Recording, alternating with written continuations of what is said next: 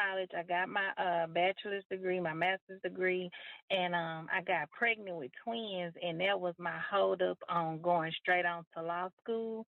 I have spent thousands of dollars on Kaplan, and so I could really relate to every last one of your videos. And to now with all this COVID and jobs are just not where they supposed to be, and I just don't have the money for thousands of dollars anymore. So I'm just so thankful that your program is affordable for me. Now I work full time and I have twins. Of course, I'm married and I have kids and everything else. But I am finding time to study on my job, and so that's where I get majority of my watching all the videos from. So I am registered for the LSAT Flex, but I they made me register for it because I registered for the April test in 2019, but that was when COVID first hit. And then so they told me I have until this April to either take the test or I wasn't gonna get my money back regardless. So I was like, well, I don't want my $200 and some dollars to be wasted, so I'm gonna go ahead and get prepared for the test. Now they told me that if I just don't think I'm ready, they will try to extend me to June, but after that, I won't be able to get extended no more. So when I was watching the video, I didn't know that I had to do a writing section 8 days before. So I'm trying to prep my mind for that. Hold up And one then, moment there. I just want to talk about that a little bit more because the writing sample in particular, and thanks for sharing your background and your story, by the way. It's good to have the context of where you're at. And I'm glad that you could do June if April's not it for you. The writing sample, though, I just wanted to correct you on that one small thing. You don't have to do it 8 days prior. You're allowed to do it up to 8 days prior, but you could do it one day before. You could do it a couple days afterwards. I would recommend doing it at latest, maybe 3 or 4 days after you take the LSAT itself, because it can take them a while to process it, and you wouldn't want any delays on that to prevent you from getting your score back on the release date. But I just correct that small part now because I don't want you to have to stress about the writing sample now when the actual scored portions of the LSAT matter much more. Okay. And then it's saying you can do 2 days in one. Okay. Now look at home for test books. I ordered the test books. I think it was test 71, 72. I went ahead and ordered that one. I believe it's supposed to get here today so that I could start with the homework. But then when I was flipping through the homework, it's working on prep tests 62 through 71. So do you think I need to just go ahead on and spend another $100 on the and just go and do the law hub? Yeah, I was going to say, actually, when you mentioned ordering exams, use Law Hub. Definitely use Law Hub because that's the same format you're going to do it on test day. Okay, well, I'll go ahead and get that purchase today so I can start doing my homework. And you said from watching the videos that it's okay to do 1 or 2 days of homework in one day, but I shouldn't try to study every single day. Depends. I mean, for some people, studying every day is all right. For other people, it can become overwhelming. You want to avoid burnout. But so I build days off into my schedules for that reason to help people prevent burnout. But you can mix and match as you like. So some people might do more studying on a weekend and do a little bit less during the week if they're busy with work, for example. But other people like to do maybe just a question or 2 every day at minimum just to keep the momentum going. So pick from that what you like. I mean, would you find it useful to do a little something every day, or do you want days that are totally off? It's just that with my schedule, I have 3 kids, and I said I could get up early in the morning before they even get to moving, and I can get me some study time in on a Saturday and a Sunday. But like once they up, it's just no way I can get it done. I get what you mean. I'm actually trying to schedule for them to be gone out the house completely for me to take the test in the house. Now, this is my next question. Do you think that's the best decision for me? Because I was looking at with the LSAT Flex just being 3 cards, and I could take it right there in the house. It should be easier because I'm a little Like I have always been a little devastated to take it. A little bit what? The last part cut up a little bit. I have always been a little devastated, like scary, like when it comes to taking tests. I hear what you mean. No, a lot of people are. I mean, anxiety, nerve, stress, that's real. I mean, these exams, they matter a lot and they matter more than they should, in my opinion.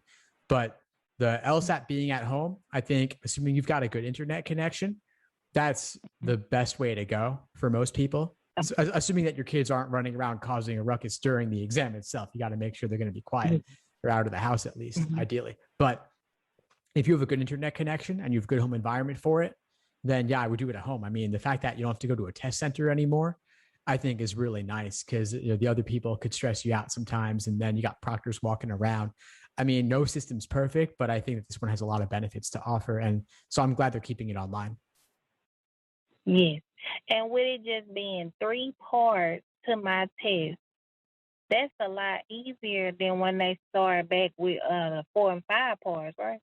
Yeah, I mean, I think a lot of people prefer shorter as well. I think you're with the flex, you're done in 2 hours, ideally, assuming everything goes smoothly. So I think that's better for sure. I mean, nobody wants to do an extra section, and they're going to add the extra section back in later this year in August because they got to be able to test out future questions. But if you take it in April or June and you're done by then, that's not something you'll personally have to deal with. Okay. Now this is probably like my last question. Oh, I'm sorry, I moved the screen. For if I'm trying to get ready for April and I've only been like really into your studying, trying to prep myself just this month of March, and I really don't want to have to take it again. Do you think that I should just go ahead and ask them to move my date back, and that'll give me March, April, May? That'll give me 3 months of studying time versus just my 1 month this March. Given the importance of the LSAT score and the admission process, I would give yourself the extra couple months if you feel you need them. It can make a big difference in the long run. I know that you probably don't want to study for an extra 2 months beyond what you would for April, but it'll be worth it in the end. Okay, I'm gonna call the LSAT people and ask them if they'll just go ahead and push it back to June, and then no more pushing it back after that. Now, what if I wanted to maybe increase the class? What level did you join at before? I'm right at the middle one. I think I'm at premium. Okay. Yeah, cool. All right. So that's a great level because you get access to most of the live classes. The one thing you don't get is the group coaching mastermind call, which is Monday, after the first Monday. So it's tonight, actually. It's every Monday. There's a reading comp class at 7 Central. And then there's the group coaching mastermind approximately 1 hour later. You're talking through issues together. And it's not just about like the LSAT question types, but it's about the bigger things holding you back related to studying with family, studying while you're working, postponing your test date or not, getting ready for test date, things of that nature. We already have classes covering games, reasoning, reading comp, all different question types. We got those covered. But one thing I've noticed that other courses don't do is they don't handle the bigger things that can hold you back. The emotional side of things that can be more important sometimes, like test day stress, test day anxiety, getting ready for it, dealing with the endurance elements, things of that nature. So that's what we cover in the group coaching mastermind. But really, I'm just naming a couple of common topics and themes that come up. But it's really, you bring your biggest challenge, whatever's holding you back, and you get support from me and from others in the group who are going through the process along with you. Okay. All right. So I'll let you know as we get closer to it, because it's not that I don't want to do it. It's just that, I work and I have kids, so my money would be saying what you can do. Basically, that's what determines what I'm available and able to do. But as far as the studying part, I'm gonna start my homework. I'm gonna order the Law Hub today. Start the homework. And then when I click on the classes, because I saw it on there, it's someone already explaining it. But if I had a question, like if I don't understand something, but I watch the videos and y'all break it down so well that I don't even believe I'm going to have a question. But I won't know until I started. So I definitely will start today. And if I have a question, I can just email you. Yeah, just reach out anytime. I'm glad to help. I'm glad the videos and such and the classes are explaining things thoroughly for you. But you can always participate. You can always ask questions. You can type in the chat. You can unmute yourself and connect that way too. I mean, we try to keep it really interactive and accessible. Okay, this is another question I have. Do you think they're gonna start doing online law school? That's a great question. And the answer is definitely yes. I mean, given COVID, like they already made a lot of law school online. Some law schools were entirely online, some are partial online. And the only thing holding back 100% online is the American Bar Association with their accreditation stuff because they're kind of backwards and slow on things and bureaucratic on a lot of stuff. So it might take a little bit of time, but I believe we'll get there before long. Just because that, I mean, imagine the possibilities. That means that law schools benefit because people can apply from anywhere to attend, and students benefit because you can attend anywhere. I mean, you don't just need to attend law school in your neighborhood, in your state, especially with kids, family, and jobs and stuff. Like, if you could attend anywhere, you could apply to every law school in the country if you wanted to. And then you open up your possibilities for scholarship money and such. And then as long as you could deal with the time zone, which I mean, within the US, I mean, at least if you're in the continental contiguous 48 states, that's only a range of 3 hours. Like 3-4 hours max. Like that's really not a whole lot to navigate. And I'd imagine you could probably do it. So we'll see what happens. But even the schools there are some schools that are mostly online where you've only got to go there physically for a couple of weeks here and there. So it could still be doable. It's not easy, of course, but that could be a possibility if you wanted to open up some more options. Okay. How do I find? Because I didn't Google all through there, and I'm not seeing where I could go to law school and just maybe have to come there 1 or 2 weeks out of the semester or something. How do I find it? It's a great question. I mean, I don't have a list of them or anything, and these policies are kind of in flux. But I would contact any schools that you're especially curious about and see what the possibilities are. I mean, they want to make it easy, they want to make it accessible, they want students, right? They need students, and so they're doing what they can. But I'd contact certain schools that interest you to ask and see what the possibilities might be. Okay. Even though I'm taking the LSAT this year, my the law school that I was trying to get into is Southern University right here in Louisiana, but they were supposed to be opening up right here in Shreveport, and that's why my heart and soul is just with them because they're supposed to be opening up for us in Shreveport, and they said that they were opening in 2022, but it's only going to be for people that are in their third or fourth year of law school, just until they kind of get their foundation and get started, and then they were going to open it up to first and second year students. So even though I'm taking it so early, I was just trying to be well prepared for when things do get open. Um, so do you think that it should be a big goal of mine to just try to go and get in a law school anywhere they can be online, or just wait it out? Because I've been waiting a long time, so it's not no big deal to me. Yeah, I hear you. I mean, that's a tough call. I mean, on the one hand, like if you're willing to wait it out a little bit, then apply when they have the option to apply for new students. One option might be you start somewhere else and then transfer. I would never count on transferring, but hypothetically, maybe you could start somewhere else online largely.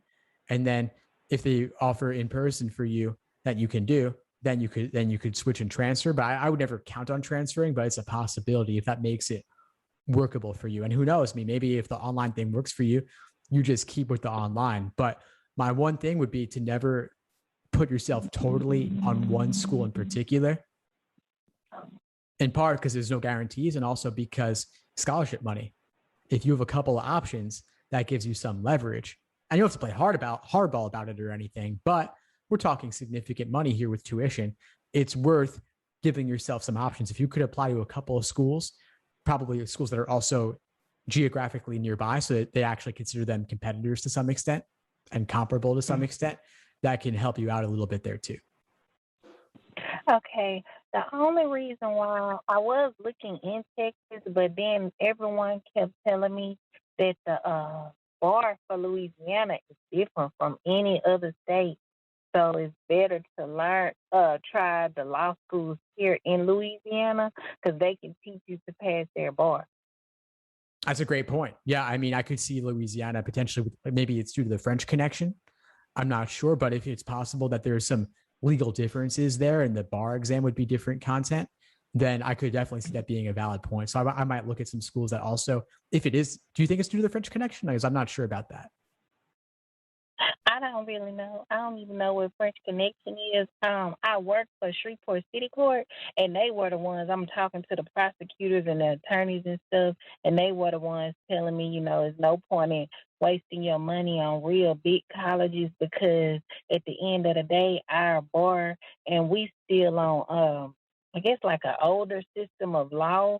That it would help me, but it's just better to learn from right here in Louisiana because our bar was different from everybody. Mm-hmm. Yeah. So when I say French connection, what I was referring to is like exactly that, the colonial history going back long enough when it was colonized by the French, that might have had some kind of impact on how the legal system was structured. There could be some details in there that I don't know how much they matter for the day to day, but they could be involved in some of the technical stuff inside the bar exam. That's that's up there. So I'd look into that a little bit further, maybe ask some of these schools in Louisiana what the deal is with that so you can make an informed decision about like, are the differences significant and are they big enough to the point that they should influence where you choose to go to law school? So it might be something for you to do some research for and like talk with the schools, talk with some more practicing attorneys to see what it was like for them. And if there's an attorney who did law school out of state, then ask them, how much did that matter when it came to getting admitted to the Louisiana bar and passing that exam too?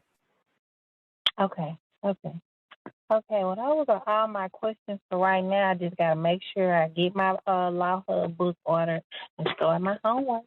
Fantastic. Well, keep at it. It was great connecting with you, and I'll see you in class soon. Thank you. Thanks for tuning into the show. Please subscribe if you haven't done so already to be notified of new episodes as I release them. And feel free to reach out if you need anything at all as you move forward with your prep. I'm happy to help however I can. In the meantime, I wish you all the best and take care.